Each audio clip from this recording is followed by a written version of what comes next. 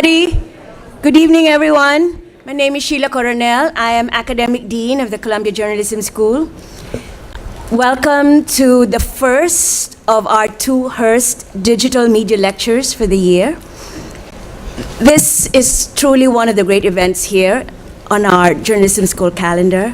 It's when we introduce to the J School a leader in the field, a leader in the field, in the digital field. We call them our Hearst Digital Media Professionals in Residence. It's a unique opportunity for our students to interact with a leading professional in the field of digital journalism. We are grateful to the Hearst Foundation for their support of new media education here at the school and their support both for this event and the upcoming lecture that we're going to have in the spring. Past honorees of the Hearst Digital Media Professional in Residence include Mario Garcia, who's also now an adjunct here in the school of Garcia Media, Amanda Cox of the New York Times, Krishna Bharat, creator of Google News, venture capitalist Ken Lehrer, Meredith Artley of CNN Digital, Stephen Johnson, Brian Storm, Adrian Halavati, along with the list of other distinguished digital media practitioners. Last year, we were grateful to have Vox Media publisher Melissa Bell. And this year, we are very honored and very happy to welcome the media editor of BuzzFeed News, Craig Silverman. Those of you who haven't heard of Craig Silverman must have been sleeping or in a coma the past year or so. Craig is a real innovator. He basically created the beat that we now know as fake news and misinformation. He's an award-winning author and journalist. He's one of the world's leading experts on online propaganda, disinformation, fake news, and content verification. At BuzzFeed, he leads a global beat covering platforms, online misinformation, fake news. It's a new beat. I don't know. He probably created that beat, and several other news organizations followed in his path. Craig previously was the founding editor of BuzzFeed Canada, and was also the founder of Emergent.info, a rumor tracking project that was developed as part of a fellowship with our very own Tao Center for Digital Journalism here at the Journalism School. From 2004 to 2015, he wrote Regret the Error, a blog about media accuracy and corrections, which became part of the Poynter Institute for Media Studies and was the basis of his award-winning book of press criticism. Craig is former managing editor of PBS Media Shift and has been a columnist for the Globe and Mail, Toronto Star, and Columbia Journalism Review. Craig is Canadian and is based in Toronto for BuzzFeed. Everyone, please welcome Craig Silverman, our Hearst Digital Media Professional in Residence. Thank you, Sheila. Thank you very much. Hi, good evening, everyone. Thank you so much for, hello. Thank you for replying. That's very nice. It's very Canadian of you. So, I mean, this is a real thrill to be invited to do this. As Sheila just mentioned, I guess it was about 2.5 years ago that I presented the results of the research that I worked on as a fellow at the Tao Center, which focused on online misinformation, how news websites cover unverified information and how they fall for hoaxes and how they debunk them. And that was kind of the starting point of when I discovered what later I called fake news, not what Donald Trump calls fake news, because he's got a different definition than me. And so it's nice to be able to come back, sort of talk about a little bit about where we are now. So what I want to focus on are kind of two aspects that you can get a sense of from the title. So one is just the massive battle for people's attention that's going on in this new world where we have massive platforms like Google and Facebook really dominating. And looking at that and how that has manifested itself in an insane amount of people from around the world really trying to manipulate and game these systems on a daily basis. And I think it's really essential for journalists to understand this because in a sense, these folks and these methods are in competition with the things that we produce. So we're going to go out and we're going to report stories and we're going to publish them. And we have to compete on these platforms for attention. We have to compete, for revenue. We have to compete for some of the finite resources that exist. And the fact is not everyone is playing by the rules to a certain extent. So this is kind of a tour, and I'll give this caveat that I often give now for talks. It's not the most uplifting talk you're ever going to have, okay? So every day I look at, how people are, manipulating people and technologies online, the false stuff that's spreading, how fraudulent advertising and different things are taking hold online, literally stealing billions of dollars. So this is kind of what I wake up to every day. But I do think for journalists, it's absolutely essential that we understand the dynamics of all this stuff. So one, you don't get caught up in it and you don't get fooled, because as you'll see from some examples, people are targeting journalists specifically. And then the second is that I think there's a huge amount of opportunity that if you understand this stuff, whatever beat you end up covering and whatever work you end up doing, this becomes incredibly useful and you can see stuff that other people miss. And so with that, I want to kind of take us to Macedonia, which is my new favorite place in the world. This is a photo I took. I was there in July, and this is a photo I took on the highway to Veles, which is a relatively small town, about 50,000 people there. And Veles and I now have a strong connection because maybe you read this story. This is a story we published in, it was November. I was thinking it was October. In November, where we found a cluster of well over 100 aggressively pro-Trump websites in English being run out of this one town in Macedonia. And Macedonia is, a former part of the former Yugoslavia. In Veles, the average income is roughly about $400 US a month. And what we discovered when we found these websites was, one, they were overwhelmingly pro-Trump. Two, when we looked at the most shared stuff on Facebook, what went most viral, 4 out of 5 of the top stories were completely false. And then when we went and interviewed the people who owned these sites, the people who had talked to us, we discovered that some of them were as young as like 15 and 16 years old.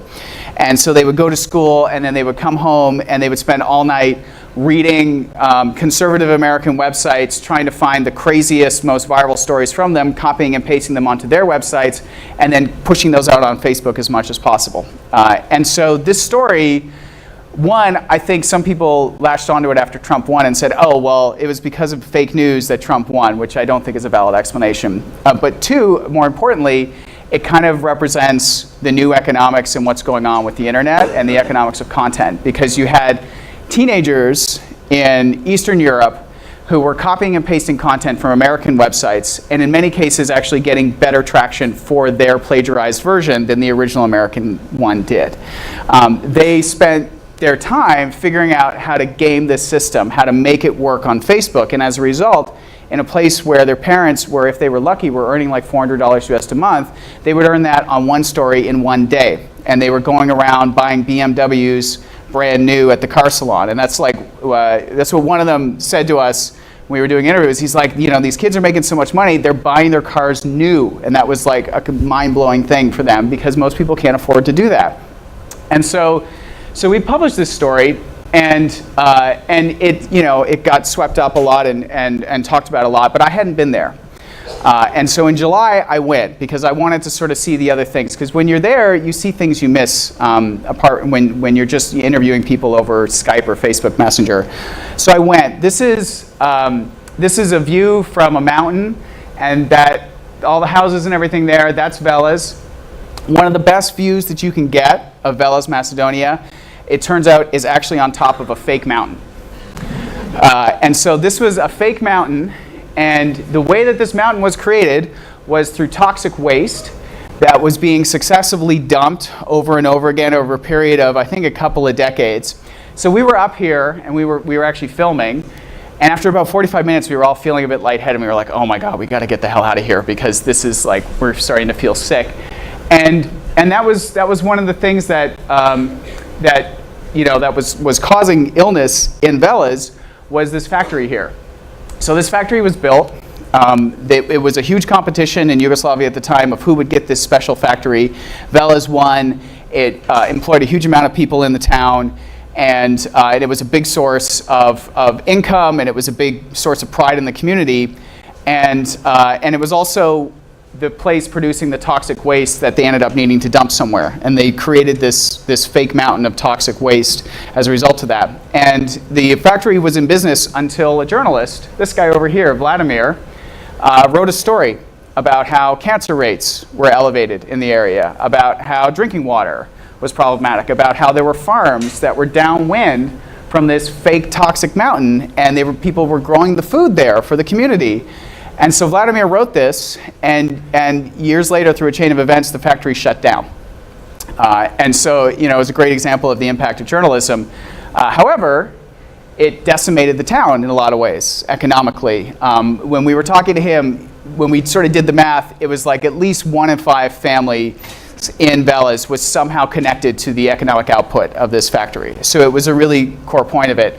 And so they've been looking for something to replace it for a long time. And so in Veles, when the teens and the young men started throwing cash around at the club, started buying brand new cars, everyone was like, oh, is this our new factory? Is instead of a fake toxic mountain, we're going to have fake toxic news being sent overseas to the United States. And so that's Vladimir's story. Next to him is Sashka, who is an investigative journalist based in the capital of Macedonia. And the thing that she explained to us is that fake news is really not a new concept to people in Macedonia, because for the last decade they had a party in power that used propaganda, that paid online trolls, that used bots to spread propaganda to smear its opposing parties. And that was one of the ways that they held on to power. And so when we would talk to young people in Macedonia, we talked to people who were trying to help spread democracy and help it take root even more in Macedonia, they would say that for young people, democracy is, they're not really sure what that is, because they've lived in a place where they can't trust any of the state TV stations because they've all been taken over, where the politicians they think are all liars, and where the media seems to be in their pocket. And so in that environment, when they see crazy stories about Hillary Clinton funding ISIS or what have you, it doesn't register for them as much as for them, that's the kind of stuff that they would see all the time spreading. And an example is, this is the mayor of Veles. He gave me a very steely glance when we interviewed him. He's a member of that leading party there. And I asked him, I said, there are a lot of people in the United States who think that the teenagers here, have caused huge problems and helped undermine American democracy. And his initial answer to that was, well, if a bunch of teenagers in Macedonia can undermine American democracy, then the problem is with you, not in Macedonia. Which is fair point, Mayor, okay? But then the second thing, and this is one of the other things we saw in Macedonia, is, there's a little bit of pride in what these young entrepreneurial folks were able to do. And he kind of placed that in a historical context for me. He showed me this painting here. So these are sort of the great sons of Veles, Macedonia, back when it was part of the Ottoman Empire. They were the sons of the wealthiest families in Veles, and they were off at school and university in Paris, but they decided to come back and to rebel against the Ottoman Empire. And they actually went around, they blew up bridges, they blew up things that had been built or were part of the Ottoman Empire, and they ended up all being caught or killed. And so the mayor sort of said to him, he's like, the young men of Macedonia have always kind of been at the forefront of something, have always been doing something. And I think that in another way, the young men of Macedonia kind of are. I think that there's a lot in this one story that represents a lot of what's going on in media today, things that we should really think about and be aware of. And the last piece of this is a business card that was given to me by a guy we interviewed. So Mirko is the man who taught the teens of Macedonia how to do all of this. Mirko lives in the capital, and he started running websites in different niches, like in health and in different areas. And he realized if you knew how to get ads on these websites and you knew how to watch what was trending on Google and write articles about that, you can get a lot of traffic and you can earn American dollars. And so Mirko made a bunch of money, and then he started a school to teach other people in Macedonia how to do what he calls internet marketing. And so he said that his students from Veles were the most committed, the most hardcore students, and he's extremely proud of what they've achieved. The mayor's a little bit proud. Mirko was over the top proud of what his students had achieved. And so there's actually an industry around this industry of the clickbait and the fake stories and just the extremely partisan stuff that took hold in Veles. And so Mirko is really kind of one of the people who made that happen. If you were assuming it was Russians, it's not Russians. As far as all of our reporting has shown, it's completely economically driven, which is a big part of a lot of the kind of manipulation and stuff that you see online is a result of people seeing it and seeing an opportunity to make a huge amount of money. So the lesson from Macedonia, I think there's a few things that are kind of a note about this. So The first thing is obviously we know about kind of democratization of media that's happened. Before, to start a TV station, a radio station, you need a lot of money. You maybe needed a license from the government. It was very hard to get entry into that market. And with the internet, anybody can publish, people can get stuff up very quickly. You can start a website instantly. You can get onto an ad network very quickly and start earning money. So that levels the playing field, but it also enables the playing field to be tilted in new and different ways, and enables a lot of different people to tilt it, whereas before, it would be a big media conglomerate or somebody who already had a lot of money and wanted to enter into media. They could sort of tilt it in their favor. Now it's literally teenagers halfway around the world who can tilt it in their favor because they've figured out how the system works. This is the Macedonian teens are kind of exemplify this idea that in this new world, if everything is kind of flat to a certain extent, then there's going to be surprising new winners. And one of the things that I see on a constant basis is that a lot of the people who are winning are folks who are willing to either bend or break the rules. That creates an advantage in this environment. When the platforms are as big as they are and they can't really police everything, there's a lot of opportunity for people to completely break the rules. And again, as journalists, one, I think it's an area for coverage, but two, we're competing with this, and we're competing against people who aren't necessarily going to follow the rules. The other thing to keep in mind about Macedonia, and it's not just Macedonia, is that because the American user and visitor to a website is worth significantly more than most other places around the world, you have people in Macedonia, we found people in Vietnam, in Kosovo, in many countries around the world who are creating English language websites targeted at an American market or a general English language market because that's where the money is. And so while you're probably used to looking at the label on a piece of clothing and saying, well, this was made in China or this was made in Bangladesh, that's starting to happen with information.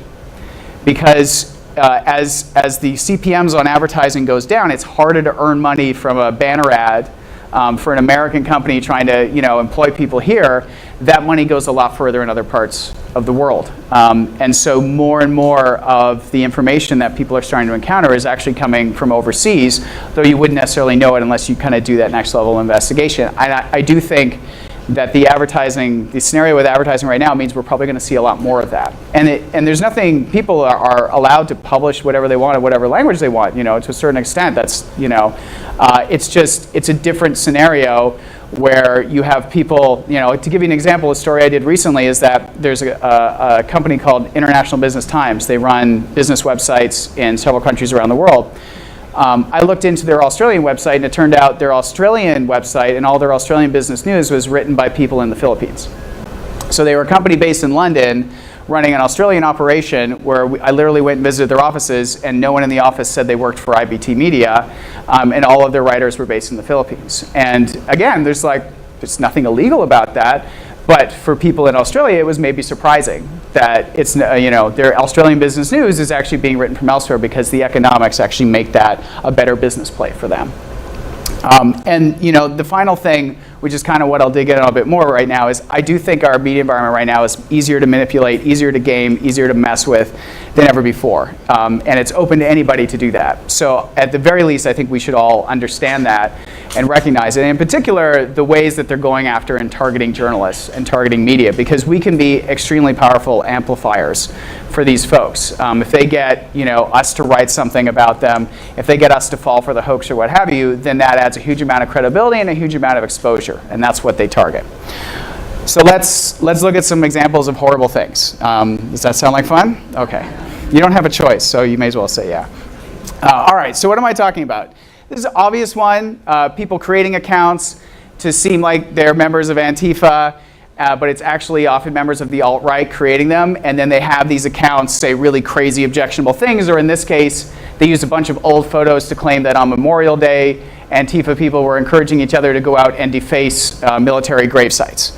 And so this is aimed at building a consensus against Antifa online to say, oh, look at the horrible things they're doing, look at the horrible things they're saying. And it's a coordinated thing. It's not just a couple accounts. There were a lot of accounts. When Black Lives Matter was a huge movement and capturing a huge amount of attention in the news, there were a huge amount of people who were creating fake Black Lives Matter accounts and talking about looting and just making stuff up to try and tarnish the movement. And this is a constant tactic, and there are lots of times where journalists write stories and they embed tweets from completely fake accounts from sock puppets, and that's exactly what these folks want to have happen. One of the things we've also noticed, I talked about outsourcing of information, there's also like multinational trolling, I guess you might call it.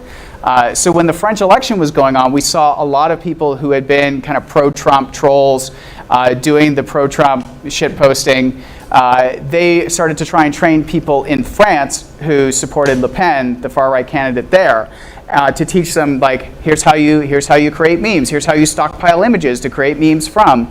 And so we see this starting to happen of people trying to do this in different countries around the world. To a certain extent, there's a lot of attempts happening in Germany right now, but I have to say, the far-right memes in Germany are pretty bad. They're not doing a good job. They're bad memes, and they need more practice. You know, not necessarily a bad thing, but there is a little bit of an art to it. There's also, of course, bots, automated accounts, and this is a story that a colleague of mine did on a guy who goes by the name Microchip. Microchip says, and I say says because, like, I don't know that it's been fully verified because, you know, he lies a lot. But he says he's a guy in Utah. He describes himself as a liberal, but he's just extremely anti-immigration is the way he describes it. And so what he did during the campaign was he created and managed thousands and thousands of bots on Twitter. And when there was a hashtag, a pro-Trump hashtag, that he wanted to have trend, he would have these bots like pump out tweets, you know, after and after to try and trigger the Twitter algorithm to have a trend. And then they'd be able to say, look, see, Trump is trending again. He's what people want. He's what people care about. Give you a sense, like, this is what it kind of looks like. In May, there was the completely false story about Seth Rich being the leaker to WikiLeaks and all that. And so a lot of these bots were out tweeting the Seth Rich hashtag with a message, throwing in a little Pizzagate, you know, and a couple other things. And this is a really blunt force thing. Like, these are obvious bots. It's not hard to kind of spot them. If you were looking at the hashtag, you would have seen them kind of crashing it. But it can get more sophisticated than that. But and he's actually moved away from bots and is now trying to do things like create a petition to have George Soros declared a terrorist. And it got, I think it hit the, like, what is it, the 10,000 or 100,000 mark where the White House actually has to respond to it. So he's doing what he calls agitation propaganda stuff. And here's the thing with him in the media. He's very specific and very focused on the media. And this is a quote from a Politico story that he was in recently. He says, most of it's contrived to force outrage and trigger new mainstream media journalists to cover shit because they buy the meme. So he's actively trying to trick journalists into believing that, oh, this hashtag is genuinely trending because people are caring about it. This petition got 100,000 signatures because there are genuinely people in the United States who feel George Soros is genuinely a terrorist. And this is a tactic, and he says, you know, they should have already figured this out and stopped covering us. But the coverage keeps coming because he's generating attention. And when you look at something trending, journalists look at it and say, oh, it must be a story because it's trending. And this is how we're being gamed by people like Microchip.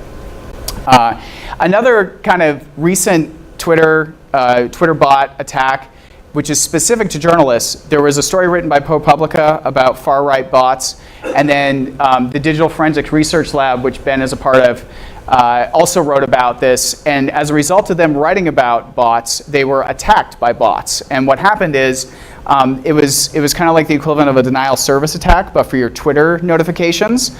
So anytime Ben or certain other people tweeted about, bot attack and DFR lab, they would be inundated with retweets and likes from bots. And so if you've ever had a tweet go viral, what happens is like, if you've got like 5,000 retweets, your mentions are just garbage for days. It's just people retweeting it, people saying stupid stuff. You can't really pay attention to it. And at the level of like 70,000 retweets, the whole platform is almost unusable to you. So they render journalists, and they also did this to like ProPublica's Twitter account, they render it almost unusable for the person managing it. They're keeping you off the platform. They're giving you so much noise. They're making you know that they see you. And in this case, Ben was really clever, because Twitter hadn't acted yet, and he was getting hammered by these bots, so he decided to write a tweet where he tags Twitter support. hits the keywords, and so now Twitter support had 73,000 retweets in its notifications. And within 24 hours, they got rid of a lot of the bots. So that was a way for him to kind of hack back at what was going on. So how easy is it to actually do this? It's really easy and it's really cheap. If you don't want advanced bots, it's super easy. Just like Google Twitter accounts, and especially Google PVA verified, because that means that they've gotten a SIM card and attached a mobile number to the Twitter account, so then it's extra verified with Twitter. And you'll find websites like this. So I spent $15 the other day and I bought 100 Twitter accounts. And this is what they look like. These are the names. The middle part is the passwords. Now I covered that because I don't want any of you stealing my passwords. I pay for these Twitter accounts, okay? You don't get to have them. I don't know what I'm going to do with them yet. But I'm the proud owner of 100 Twitter accounts, and also there's the mobile number. So usually, overseas there are people whose job is to take a SIM card, create social media accounts with that SIM card, and then they throw it out, and then those social media accounts get sold. Facebook and other platforms are now requiring mobile numbers to create these fake accounts or to create any account. So they have to get SIM cards. So they go through hundreds or thousands of SIM cards in a day of just creating accounts, and then they sell them. There are some places, I believe in Russia, you don't actually need a mobile phone number to set up a Twitter account, which is why a lot of bots seem like Russian bots when they may not actually be kind of connected to the Russian government or that kind of thing. So that's like a caution. There are way too many people who I think fall for that. It's just a really good place to create Twitter bots. Now here's one of my bots, or it's not really a bot yet, but here's one of my fake accounts. I looked to see, and a lot of them had already tweeted stuff. This one, so clearly what they're doing here is they were scraping other people's tweets and then just automatically putting them in and tweeting them out. In some cases, like a bunch of the Twitter accounts I have were tweeting in Arabic for a while, so it's possible they had rented these accounts to someone for a campaign and then ended up selling them to me. And this isn't a very convincing account because it doesn't have an avatar. The username does not match the name that they put on it. That's an easy one to spot. But you can get much more complicated than that. You can get to the point where people and you can buy software to run bots. So I could manage hundreds or thousands of accounts from one dashboard. It'd be really easy. There are also people who use artificial intelligence so that even if they want to basically send the same message from thousands of accounts, you can use what's called a spinner, which will take a mixture of words and change them just enough so that it actually looks like these hundreds or thousands of accounts are actually tweeting different things, even though it's basically the same message. So it can be really hard to spot these sometimes. It's also really easy to buy fake traffic online. Again, if you Google buy traffic, there's lots of places. There's literally Facebook pages that you can buy traffic from. So why would you want to buy traffic is maybe a question some of you are wondering. Well, if you have a website with ads on it, you could do the work of getting a real audience of real humans to come to it and show the impressions of those ads and maybe click on some ads. Or you could just buy a bunch of fake traffic, which is just bots. And as long as your advertising providers don't spot it as fake traffic, then you just earn all the money from those impressions. And they can get really sophisticated. You can have it so that before the bot comes to your website, it visits 3 other sites, visits a car dealership site, so that then when it comes to your site, it's oh, this person, the ad network thinks, oh, this person is interested in buying a car. Let's serve them up a nice high-end Ford ad. And so the people who are sophisticated are doing this, and this is literally a multi-billion-dollar a year business in terms of traffic fraud. And it's easy to go out and buy it. Not the advanced stuff, but it's pretty easy to get fake traffic. And it's also easy to get fake social media engagements. I like this story, one, because USA Today wrote it, and I'll explain to you why in a second. But in this case, you had people who would allow a network of other accounts to have access to their Facebook account, and then you were part of the group. And so if you were part of the group and you said, hey, I need to get 10,000 likes on this post on my Facebook page, boom, everyone in the group would direct the likes to your page, because then they could use your account to put likes on other pages. So it was sort of like it was almost like communist farming, right? Everybody was pitching in. And so the reason why I like USA Today writing the story is because USA Today was kind of a victim of a similar thing recently, where USA Today discovered over a period of several months, if you look at this chart, USA Today's fans on its Facebook page went up by about 5-6 million. Really nice curve. Like if you're the social media manager for USA Today, you're like, I am doing an amazing job. I am going to get promoted. The problem was that over time they started to realize, God, we've gotten like these millions of new followers, but our engagement has stayed exactly the same. Why is that? And it turned out that literally like 5 million fake accounts had liked their page. Because if you're creating fake accounts, the more real they are, depends on things like, is there a profile photo? And have they liked a bunch of pages? And have they published things? And so when they create fake accounts, they'll say like, all right, let's program 5 million of these accounts to all go like USA Today and maybe a few other pages. So that drop there is what happened when Facebook looked into this at USA Today's request and killed all of these accounts. And so, there are, as you can see from some examples, there are ways that specifically journalists and media are targeted by this. But a lot of the times when you're on Facebook or you're on these platforms, this stuff is going on, and it's going on in front of our faces, and most of us are not recognizing it. And it's just constant. It is constant because there's money to be made in pretty much all this stuff. Here's a really sneaky thing that people have been doing. I know it's for you who just started, you're like 2 weeks into school. I don't know if you've already been told, but like video is like the biggest thing on Facebook, and every news organization is rushing to put tons of video on their page. If you haven't heard that, you're going to hear that like a million times over the next 12 months. And so what happens when one of these platforms favors something is that people figure out, how do I game this? So let's get an idea. Let's watch this video. We're going to click it, and let's see what happens with this. All right, so the video is playing. Nothing's happening. Okay. Nothing's happening.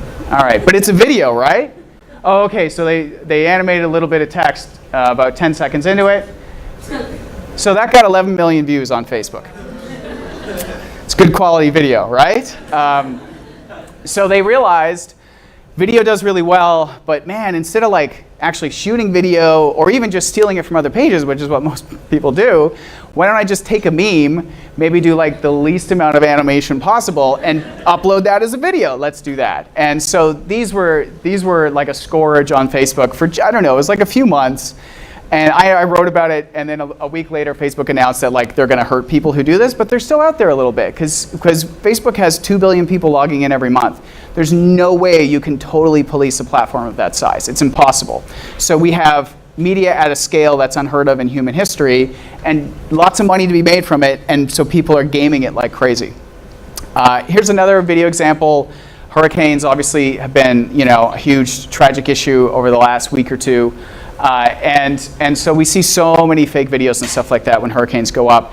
In this case, a guy in the Dominican Republic took a video of a tornado hitting Uruguay from a little more than a year ago, uploaded it, said it's Hurricane Irma, 34 million views. And like we wrote about this, lots of people wrote about it. We're like, hey, there's this fake video, it's going insanely viral. And this is the kind of stuff that's happening. And in this case, my assumption is that like he uploaded it kind of maybe as a joke, but once it started going insanely viral, even though he knew that it was not real, the rush of having a $34 million, like news organizations don't get 34, like they're lucky if they get that in a year in some cases, And this guy got it from that. And again, why it matters. One, it's taking up attention, and it's taking up newsfeed space from other stuff, like actual real reporting and real information. The other thing is that journalists actually fell for it too. Here was a literal meteorologist in Georgia who posted it to her Facebook page. Now, later on, she sort of owned up to it, and I give her credit for that. But this is what happens because we see this stuff and we have a visceral reaction to it. It's an insane video. And we just sort of reduce our level of skepticism, and we're just like, wow, that's an amazing video. I'm going to share that. And that's, these platforms are built to be frictionless. They're built to get that stuff moving, and people take advantage of that. Here's another way people take advantage of it. Are you depressed yet, or you feeling a little okay? All right. So this is the kind of thing that the Macedonians would do, although this is by a guy in Kosovo, so not a Macedonian, a neighbor, basically. So we have a Facebook page supporting Trump. That it had several 100,000 fans when I took this screenshot. We have a very poor version of English in a headline here. All American liberals are the idiots and enemies of America. Do you support Clint? And so you know, he didn't say that, just in case you were wondering. So this is a completely made up headline. And what this guy in Kosovo realized, and it did pretty well if you see the engagement there, what he realized is like, you know, people just see the thumbnail and they see the headline, and what he wants people to come to his site so he gets the clicks and the impressions for his ads. So what he's like, I'll write the headline, I'll do the photo, and I'll just do like nothing else. And so here's what you actually click through and see. Where's the story? Oh, it's there, right. So it's the headline. And then, you know, he framed it as a poll, but he didn't even bother to make it a poll. Like, he just puts yes and no. And I swear there would be people who would click on one of those, like even as it is right there. And so that's the content, and these are the ads. And that's like, it's you know, basically called having an ad farm, you know? And so the more ads that are on the page with each click, you get paid out more from it. And of course, if anyone were to click on any of these, then they're getting paid for those clicks as well. And so this is just like the most craven kind of attention capture and monetization. It's just straight up arbitrage. It's just like, I'm gonna create lots of fake, you know, headlines. I'm gonna put a bunch of sites up. I'm gonna push it out on these pages I have on Facebook, and I'm gonna see how many people I can get. And you know, these sites, they get shut down all the time because they're spamming, they're ad farms, there's all this stuff. But they just throw up a new one with the same template and they just go again. And it's just constant, it's constant. And they're taking up space in the newsfeed. Here's another thing taking up space. So this is a Native American culture page, and they're selling a t-shirt here. And you can see it's labeled sponsored. And so what they've done is they've created a post on their page, they've paid Facebook to boost it and reach a certain amount of people, and the goal is to get folks to buy the t-shirt. There's a link to it in there. Now what they've also done here is they've photoshopped this design on 3 of the 4 celebrities on this. So like, I think actually Bernie, that's a real one, so 2 of the 4. In a lot of cases they Photoshop them on, in some cases they use real photos. In this case, it's her design that she sells from her own link, but they've stolen her copyrighted design where the money was going to the tribes of Standing Rock, and they're selling it. And we found a huge network of Native American Facebook pages run by men in Vietnam and men in Kosovo who were like, they'd post Native American memes all day long, and then they'd drop in the t-shirt sale link.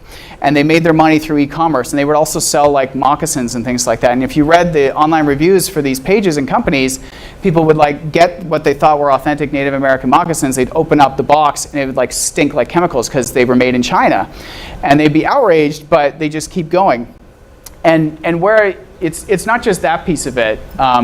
And actually, by the way, that Wani Korn Miller, who liked it, she's a friend of mine, used to work with my wife. She is a Mohawk woman, and she liked this rip-off t-shirt thing. And so people are not, you know, they think that this money is going to the tribes of Standing Rock. And the new trend for a lot of these pages is they're starting kind of anti-Trump resistance pages, and they're selling anti-Trump t-shirts. And again, they're stealing a lot of the designs and selling them. And I interviewed a bunch of Native American artists, and they were all pretty certain that because they didn't have the money for the Facebook marketing that these folks did, that literally the people in Vietnam were making more money off of their designs than actually they were, the people who originally created them. That's pretty messed up. The last thing to note about sponsored stuff, obviously there was a big story about Facebook selling about $100,000 worth of ads to a literal Russian troll farm during the election. And so these are the kinds of, this is kind of like, you know, the ad could show up like this. It would say sponsored. And you know, a lot of those ads, the big concern with it is that you can sort of choose to have an ad that shows up as a post on your Facebook page, or you can create what's called a dark post ad. And you could say, I only want to show this ad to, you know, people in Ohio between the ages of 18 and 36 who are interested in politics, who have shown an interest in Donald Trump. And you could target that ad at them and know the only people who will see that ad are the folks that you targeted. And so, you know, there have been laws in this country for a long time about TV ads and radio ads and knowing who's buying them and knowing what the spend is and being able to see and analyze the creative. And now it's a whole new area where the Trump campaign was spending tens of millions a month at certain times in the campaign on these kinds of ads where we have zero visibility. into them. We have no idea what kind of ads people are pushing out and looking at. And for journalists, like how can we hold people accountable if we're not able to go out and find this information? How can we find it when there's 2 billion people logging in at least once a month all over the world on these platforms, generating, like I couldn't even estimate how many posts and whatnot a day. It's a massive challenge for us to do our jobs. And so last example here, a classic kind of fake news type example.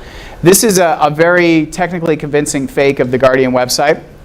If you came to the page, all the links that came to it would take you to actual Guardian sections. The thing that would tip people off was the content itself. So technically really good, textually kind of bad.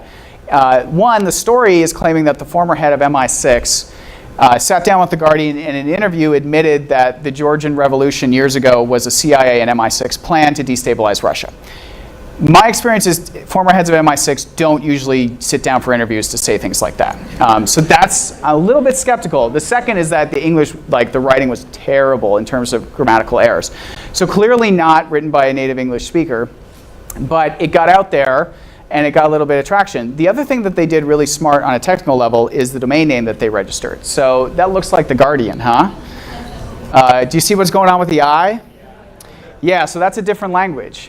So they were smart. They registered a domain name. They put in a character from a different language. And when you would share this article on Facebook, like you would see that URL. It would look like The Guardian.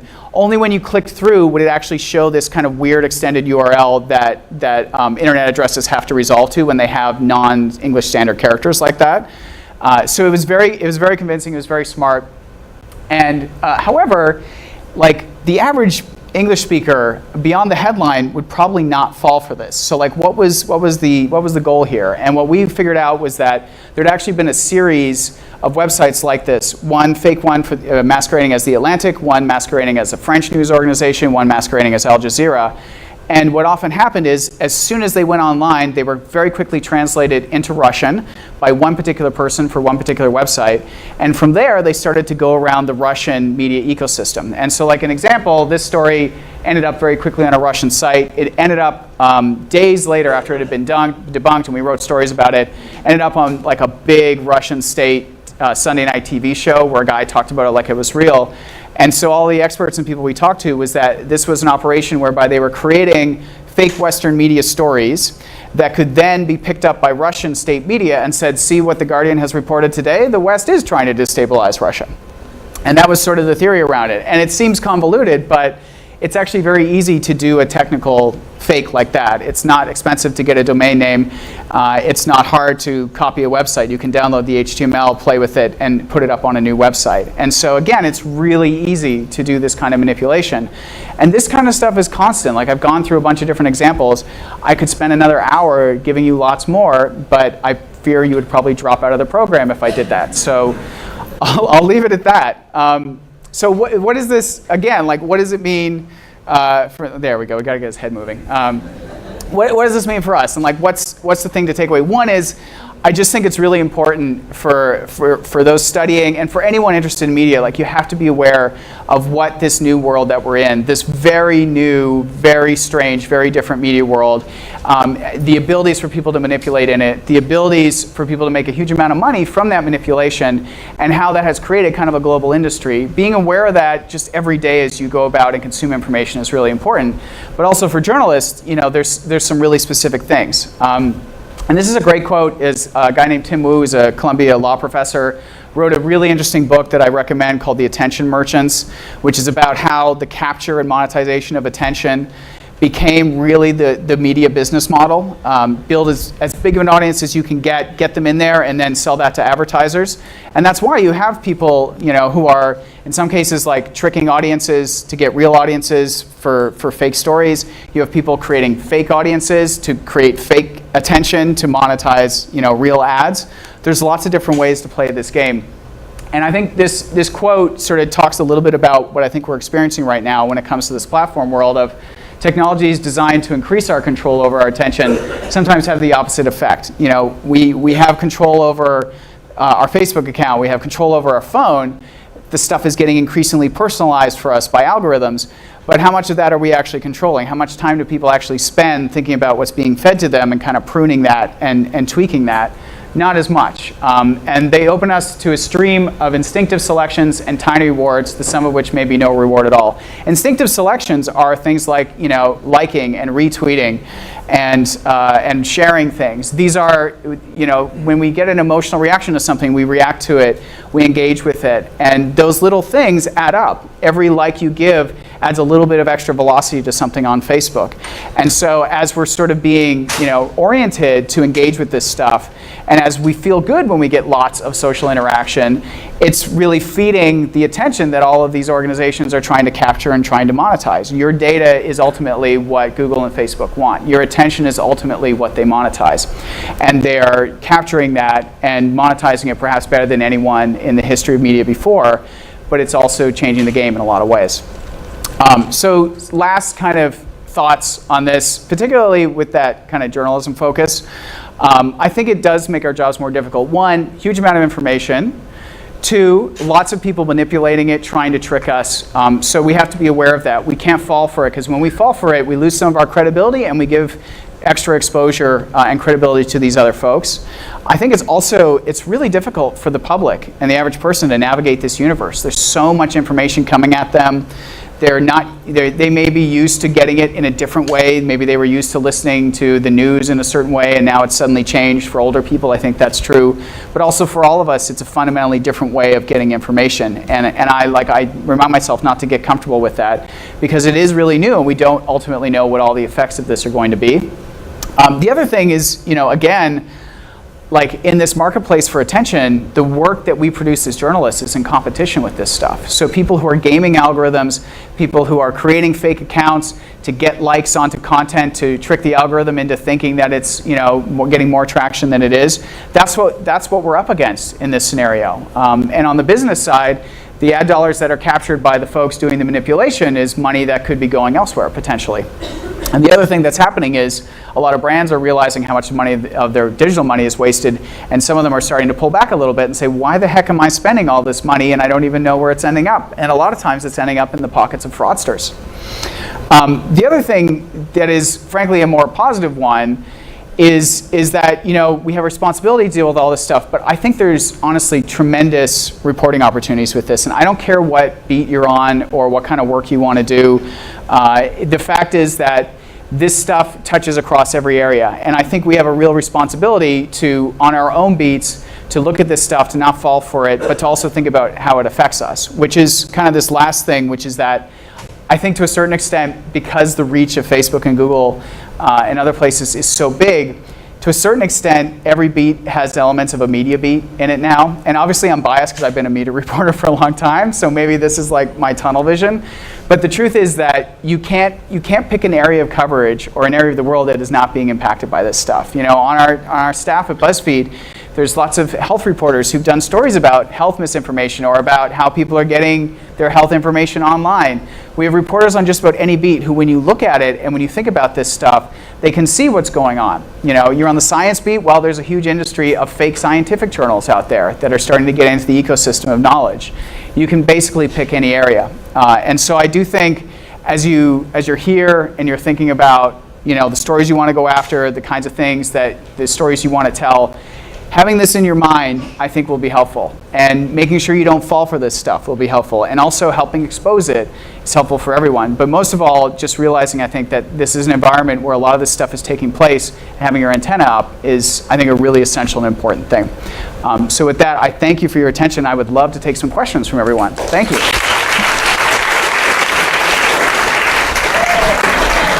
I'm Canadian. I got to have some Celine, right?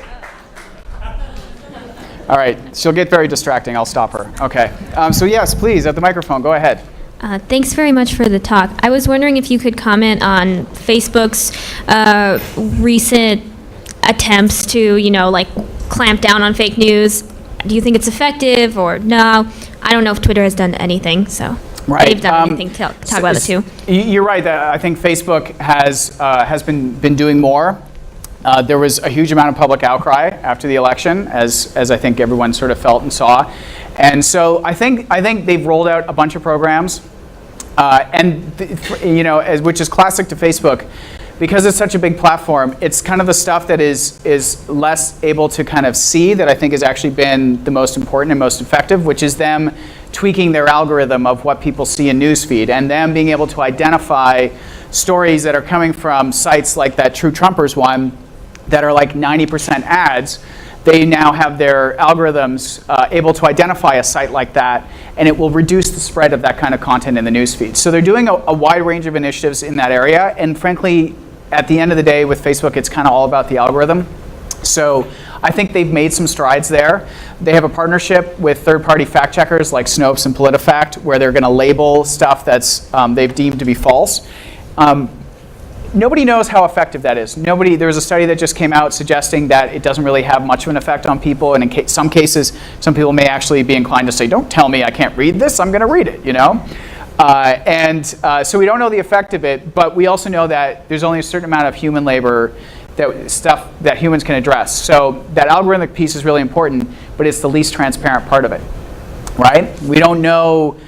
They may be suppressing some stuff that shouldn't be suppressed. And I think their intentions are good, but the unintentional consequences of this kind of stuff and the amount of power that they and Google have to decide what people see or don't see, and frankly, they can decide whose business lives and whose dies. I hear from people who run big pages all the time. They're like, yeah, my page is dead. That's it. I'm over, So I think they're making genuine efforts, but they're never going to be done. And we also don't really know a lot of the stuff that they've done, which is the one that I think is always the concern. With Twitter, I think the small amount of stuff that Twitter seems to be doing about bots continues to amaze me, and I don't know how they're getting away with it. They really should. There are obvious bots that they could be dealing with on a much faster basis, but it is sometimes days before this stuff gets knocked down, and it seems like they're far behind on the automatic detection on that. Yeah. Hi, thank you so much as well. That was absolutely fascinating. You blew my mind. I was just wondering about what counts as a view. One of the videos that you showed had something like 34 million views. Yeah. And I've heard that with Facebook, you only have to watch the first 5 seconds or something like that. And yeah. If you change what warrants a view, could you help Yes. to prevent this kind of thing? Yeah. So I forget what actually the rule is on Facebook. For some reason in my head it was 2 seconds came up as the counting as a view. But one of the things, so there's an overall movement in kind of the digital ad world to standardize metrics and to kind of move the bar up a little bit. Facebook had some standards, Google had others, different ad networks had others, and so there's a movement now to unify this. The ad industry has woken up a little bit, and they realize that a lot of this stuff is getting gamed, and so Facebook has signed on to a certification thing. But the simple answer on that is right now, yeah, you would scroll past something and probably count as a view in a lot of cases, and it's problematic. And the other thing that's happened with Facebook is they've actually had to correct their stats on videos and other things several times where they reported certain things. Then it was oh, actually that didn't get as many views, and so they'd have to credit people or rebate money and that kind of thing. So overall, I would say that whole world of digital advertising, there's a huge amount of waste and fraud and scams and just absolute garbage going on there. And it seems like people are now waking up. The chief brand officer of Procter & Gamble, I think the biggest advertiser in the world, has basically told people, you need to clean up your act or we're going to stop spending. However, your second part of your question is an important one as well. Talking about sort of well, if they change the incentives, if it's a view is 10 seconds, would that get rid of the cheap ones and things like that? And the answer is potentially yes. And I remember talking to a person at Facebook who works on Newsfeed, and he was talking about how they're trying to figure out how they move the incentives away from basically people moving right up to the line of getting banned or getting hit for something. They figure out what they can get away with, and he's like, we need to reverse it so that the best kinds of actions and the best kinds of content are actually the ones getting rewarded. So that's him kind of acknowledging that right now that's not the case in a lot of times. So I think they are rethinking the video piece of it. And I know for a lot of video display ads that you get on a website, there are different payouts depending on how long people watch for. So if it's a really small amount, that's one. But if they stick around for this or they stick around for that, they pay out more. However, the fraudsters know that. So in some cases, when you look at a site that's getting non-human traffic, there will be a user visiting 16 pages in a session and spending 45 minutes on the website, right? Because they're going to sit there and just roll ad after ad after ad to the bot, and it's like, oh, they watched 80 ads to completion, cha-ching, and people aren't catching that. So the incentives do need to change, and I think like figuring that out and many other pieces is a big part of it. Just a quick follow-up question. Would you invest in this kind of media, kind of ethical? In the Macedonians, qualms? absolutely. Yeah? Yeah. No. You're going to make a lot of money if you put money in it. I mean, I think there are really interesting models, and one of the ones that's taken hold over the last couple of years is close relationship with a well-defined audience and trying to get revenue out of them. New York Times is doing well with the subscription business. There's a publication in Silicon Valley called The Information, where it's a hard paywall, and I think it's like $100 or more a year, and it's targeted at a lot of like Silicon Valley insiders, and so they have smaller numbers of subscribers, but they get more revenue from them, and they get high-end people. And so I think there are lots of models that are really interesting. I personally, like when it comes to straight up programmatic display ads and things like that, I think the only way to be sure you're not getting defrauded is to specifically pick which sites you're going on, as opposed to going to your media buyer and saying, I want to hit men between 18 and 34 who are interested in buying a car, because you're going to end up on a whole bunch of garbage sites. Yeah. Hi.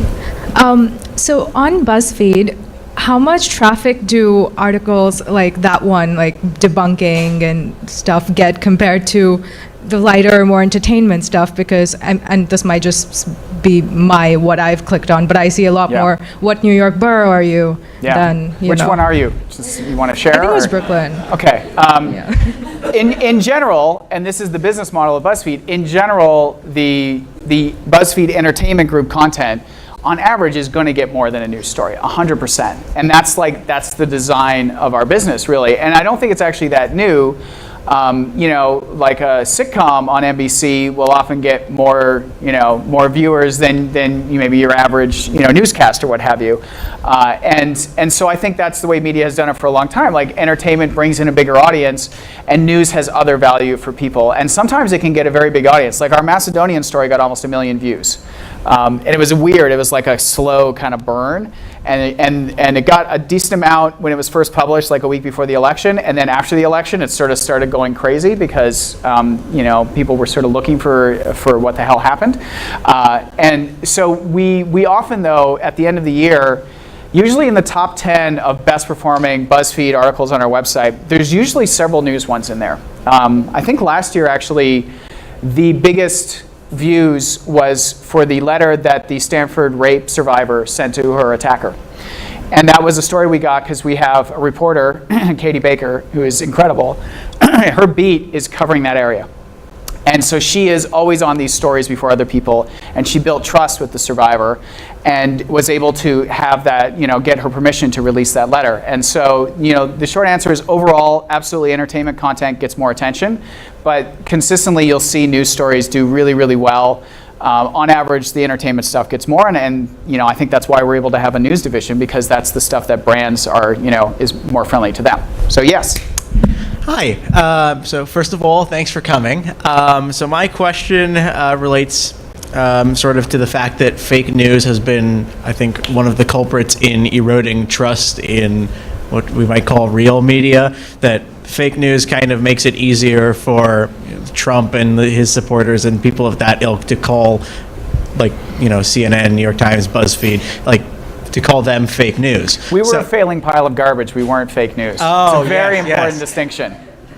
Yeah, but my question is, what sort of things can we do as reporters actually sticking to ethical journalistic practices? What can we do to undertake things that would help us kind of divorce our work from the sort of work that fake news organizations are doing? Or as another part of that, also, what can we do to stand out compared to them? Right.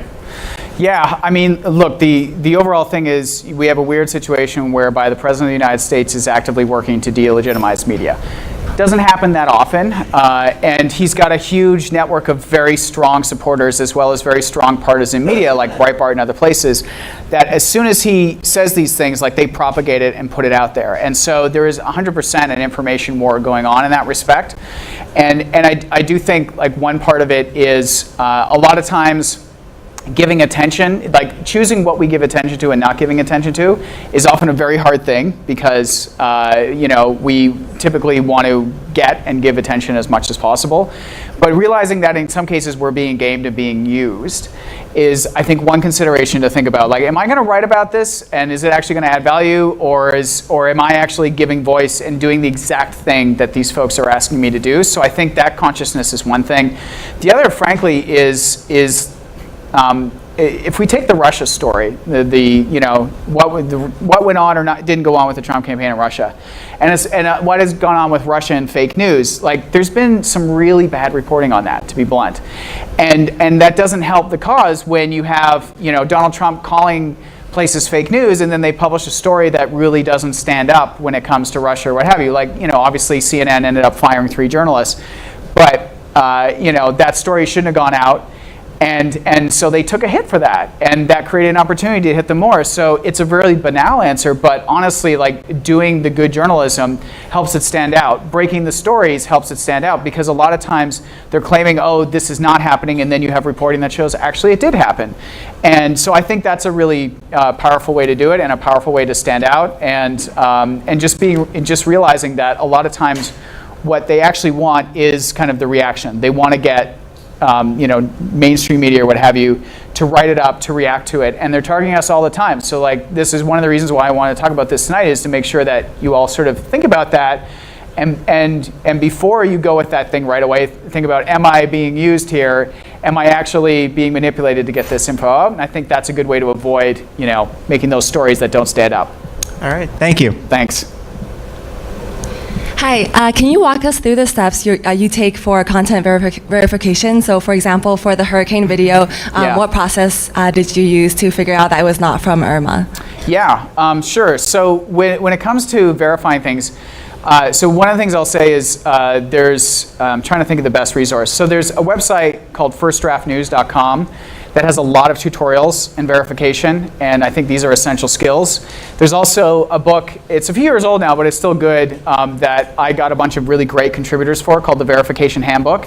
So those two, if you're interested in this stuff, if you read through them, they'll help you a lot. On a most basic level, how many people have heard of a reverse image search here? Is that something that you're familiar with? So a lot of you. So like that is one of your best friends when it comes to videos and photos online, because a lot of times it's that example that I brought today, which is it's a real video but from a different location and a different time. And so with that video, one of the things is you look at the content that's in there. So one thing we can see the logo of the store or some kind of business. Okay, so now let's Google and try to find that business. Does that business exist in wherever Irma was at that moment? And so like that's one option. The other one that I did right away is I took a screen cap of the video, of a frame in the video, and not the full Facebook page, but just the video. Got the screen cap, uploaded that into a reverse image search, and that will bring up other videos online, other places where that existed. And that immediately tells me that this video has been online for more than a year. So right away I know it's not Irma. And then the second piece is, well, where did it actually happen? And so a lot of the videos that came up from the reverse image search said it was in Uruguay. But I didn't find like a really good, like I would look for a reputable Uruguayan news site. Did they report on this? I would look for reports about that tornado at the time. I didn't find anything. So what we were able to do is, we know it's potentially in Uruguay. We have the name of that logo, that company. So you start searching with that company name in Uruguay, and lo and behold, for Google Street View, you can actually find the exact corner where that tornado hit. So part of it is you're looking at the source of it. Where did this come from? The time, the date, the location. And then you're also analyzing the content. Are there license plates and street names and mountain regions that I can identify to actually locate all this in the same place? And reverse image search is your friend. It's a great, great tool. You also, figuring out ways to search online, search smartly on places like Google and Twitter. Let me think, so let me recommend 2 free browser extensions that are helpful. One, we have David from Storyful here, so I'm going to recommend David's Storyful. So there's a Storyful multi-search extension, which is free for Chrome. You put in a term, and it will instantly search across like Twitter, Instagram, a bunch of places. So if you're trying to figure out if an account is real or to find a person, you could put in their username and see if they exist on other platforms as well. The second one is called Invid, I-N-V-I-D, which is a whole toolbox of verification tools to analyze metadata in photos, to zoom in on photos really closely to try and make out what that license plate is. And there's a user guide for that. And it's just a great toolbox of tools. And I've mentioned a bunch of tools, but none of these are overly technical. They're all free. And if you just read some of the tutorials that are there on the verification handbook or firstdraftnews.com, it's honestly not difficult to have a better level of skills than a lot of journalists working in newsrooms right now. Like I train people at BuzzFeed, and I do a lot of training for outside of BuzzFeed in this area. And just those things I talked about right now, if you learn how to use them, you're going to be better than a lot of working journalists right now. So there you go. Hey, Karen. Hey, Craig. She's Canadian. That's, we know each other. We all live next door to each other in Canada, right? So my question, I have two quick questions. The first one is about, we've seen a lot of newsrooms pivot to video. They've laid off significant staffs, especially on the culture side, but they haven't, a lot of these announcements regarding pivot to video haven't disclosed an awareness regarding how video has been gamed already. Right. And there has been some discussion about ads essentially being repurposed for various platforms on Facebook, straight cut and copy, or like you said, a lot of these hoaxes, whether it be GIFs or straight memes. I'm really interested in your thoughts regarding the lack of strategy, or if they're just chasing ad dollars that are already being gamed, if you're identifying this. I know this isn't particularly something that you report on, but you observe a lot of it, and I know that even BuzzFeed is also switching. They're not doing video particularly, but they're thinking about programmatic ads and adding them, in a way that they've added programmatic ads that we didn't used to have on the site. Yeah. And especially because you've just mentioned those kinds of ads can be easily gamed, or this kind of attention is being farmed. Mm-hmm. Those are two revenue streams that a lot of companies are going towards, but you're identifying that this strategy may not, it may not be as well founded as people think they are, even though in the short term it's bringing in revenue that they desperately need. So I would really love to hear your thoughts about these two areas, because so many people are being laid off in terms of these strategies, and places where many of these students would really want to work for that are switching to just not even video editing, just video repurposing. Yeah, there's definitely, there's a bunch of places that have laid off people who write for a living and have in their announcements said, we're making a strategic change to invest in video where the audience is going, and blah, blah, blah. And 100% there is one layer of this, which is just that video ads pay better than your banner display ads on the page. And so when the display ads are paying out less and less and less, you can try to get more traffic to make up for it, but there's only so much traffic you can get. And so people are moving into video ads and video because there are ads there. And I think, so one, is it ads driven? I think on a huge extent it is ads driven. And I also think that where we are in terms of news online, there are some big players, and it's hard for me at this point to imagine really big new players coming in and getting a huge amount of traffic. Like there were bonanza times over the last 5-6 years where Upworthy came out of nowhere and was the fastest growing media site in history, and then they had to lay off a bunch of people and move into video because the traffic wasn't sustainable. So it is chasing ad dollars. It's also chasing the algorithm on Facebook is the other driver, which is that Facebook will tell you they do not favor video. And everyone in media will be like, yeah, right, okay. But they say, what they explain it as is that our users prefer video. So video performs better on Facebook, which is why we show more of it. But again, as to the question that was earlier, well, if you're counting a view as 2 seconds or 3 seconds, are people actually watching video, or are they actually scrolling past it, So, I don't have a simple answer on the video thing. I think there's a finite amount of video ad inventory. I think there's, right now, because a lot of big advertisers are speaking out and saying there's a lot of garbage and waste in digital, they're going to safe havens, which often means they go to larger sites.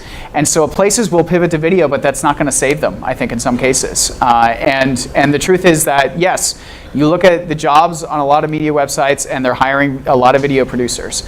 And in a lot of cases, these jobs are just, find a viral video online, cut it up, put your own subtitles on it, and get it on your page. And that's what a lot of people are doing. And we have a news video team at BuzzFeed. We have some people who are very much oriented towards that social video.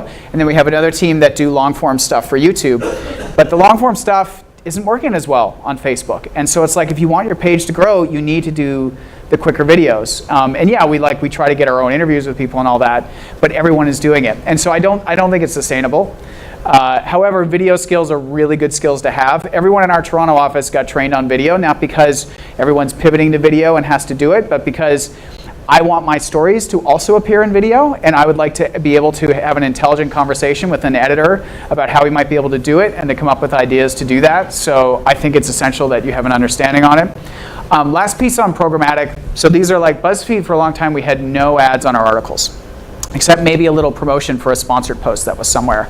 And recently we added, as far as I see, it's at the bottom of articles, like the little classic banner display ad, which, as you point out, you can have some really junky ads in there, depending on who you work with. And so I'm a little bit nervous. I'm like, God, I hope that they're working with really good exchanges so we don't have these absolutely garbage ads at the bottom of our articles.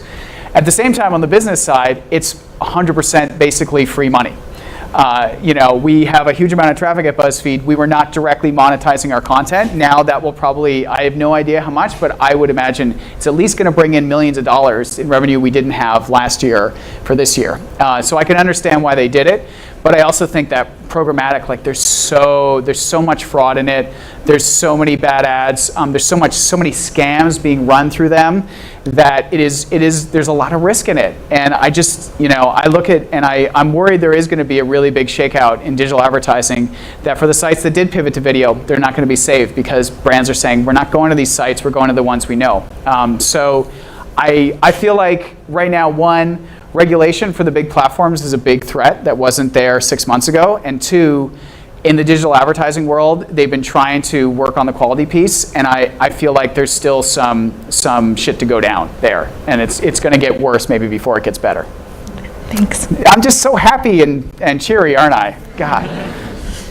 Hi, my question is more related to the platforms. When I spoke to Tim Wu last year when the book released, The Attention Merchants, he talked about how there's this ongoing tussle between the media platforms and the conventional publishers and stuff. So, yeah. But then he also talked about how his intention with his book was not to bring about a regulatory overhaul. Right. Do you think that's still the case, or do you think there should be more transparency when it comes to social media platforms?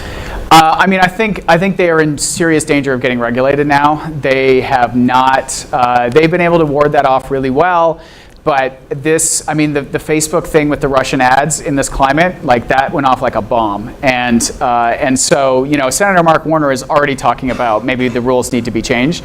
And So I interviewed a guy who is a deputy director of the Sunlight Foundation, which are really about government openness and transparency.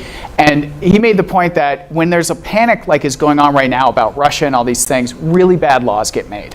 So I'm really worried about any new laws that would get made in a short time frame as a reactionary thing. And what I suspect is going to happen, and I think this would be a positive step, is that Facebook and Google are going to realize that, okay, we're genuinely at risk now, and they would come to the table with some kind of self-regulatory kind of thing, which is often not very effective. But there's a model around, say, political advertising that official campaign ads that run on Facebook and Google should be in some kind of repository.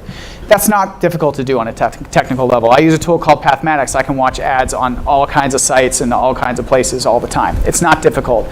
So I do think that any laws or any self-regulation that give more transparency is absolutely something that's needed. Otherwise, I think they are going to get regulated. And the tension that's there with them in government was not there like 3 months ago. And they're worried. And I don't think they want to go into 2018 with this unresolved. So my prediction, I'm not very good at predictions, but I'll make one anyway, is that by the end of the year, Facebook and Google will have some kind of a voluntary thing rolled out to try and avoid what they see as like a nuclear scenario. Yeah. Thank you. Hi. Hello. Thank you for being patient. I've been told I'm the last question, and I'm also from Canada, so just down the block I'm sorry, in Toronto. I didn't know your name. You didn't come to the meeting. I didn't get to know, meet I you, didn't show up. I wanted to ask, for me personally, I often, when I hear about fake news, I think about it with like a capital F and a capital N, as if it's this kind of like imaginary character who's like this bad guy, rather than like real people doing it for particular reasons. And I was wondering when you realized like that you had to start talking to the real people who are making fake news, like when and how you came to that.